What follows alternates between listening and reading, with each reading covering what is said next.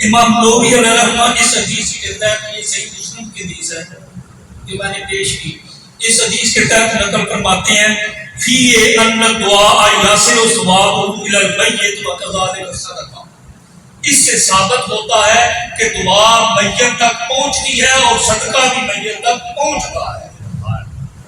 تو ہم دو کام ہی بڑے کرتے ہیں 11ویں، ایک دعا کرتے ہیں، دوسرا صدقہ کرتے ہیں۔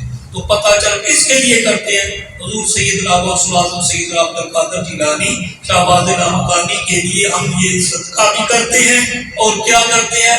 آپ کے لیے دعا بھی کرتے ہیں۔ حضرت گرامی قدر، عملی ثبوت کیا ہے؟ سوال ہوا کہ اس کا عملی ثبوت کیا ہے؟ حضرت سعد بن عبادہ رضی اللہ تعالیٰ عنہ راوی ہیں، آپ نے عرض کی یا رسول اللہ صلی اللہ علیہ وسلم میری والدہ کا انتقال ہو گیا، میری والدہ اس دنیا سے رخصت ہوئی، انہوں نے وصیت نہیں کی، اگر میں ان کی طرف سے صدقہ کروں تو کیا اس کا ثواب انہیں پہنچے گا؟